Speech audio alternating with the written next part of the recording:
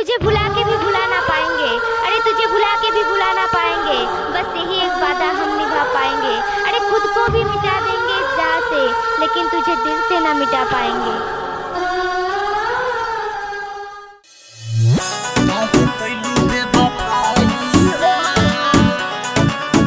अभी सुन रहे हैं बगैवा सिटी डी धमाका मंटू मनी।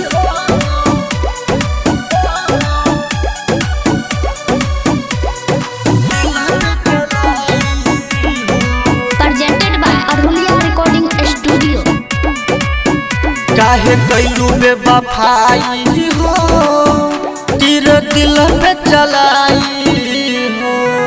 काहे कैलू बेवफाई हो, तीर दिल पे चलाई हो। सोचिले जब बतिया रोबेला दुनो अखिया, सोचिले जब बतिया रोबेला दुनो अखिया, लू दोसर पे भुलाई हो। तीर दिल पे चलाई हो, काहे कैलू बेवफाई हो, तीर दिल पे चलाई हो। काहे कैलू बेवफाई हो, तीर दिल पे चलाई। इलाका किसी का हो धमाका, दिवाकर दीवाना भाई का ही होगा।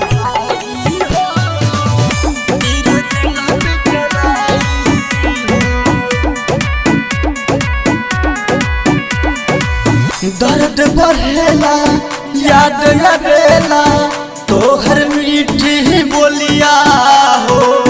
जीते जी हमरे दूसरा के चहलू, लागल कर जवा में गोलिया हो। दर्द बढ़ेला याद आवेला तोहर मीठी बतिया हो।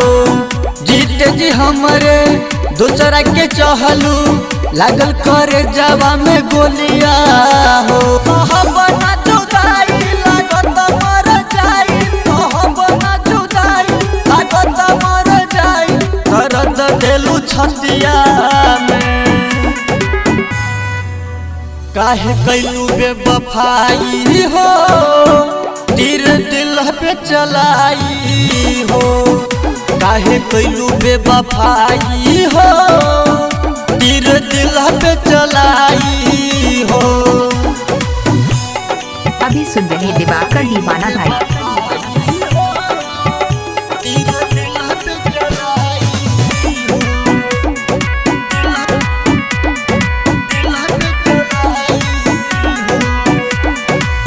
बड़ा कठिन बा प्यार के रोहिया, हमरा के आज बुझाई गइल।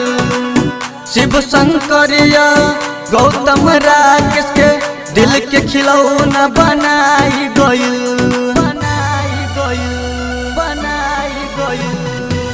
बड़ा कठिन बा प्यार के रोहिया, हमरा के आज बुझाई गइल।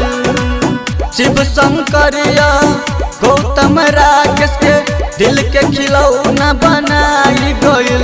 संजीत के साथ बलू यानी लगे रोवा बलू, संजीत के साथ बलू यानी लगे रोवा बलू। तू दिल में दर्द दे गइलू, काहे कैलू बेवफाई हो, तीर दिल पे चलाई हो।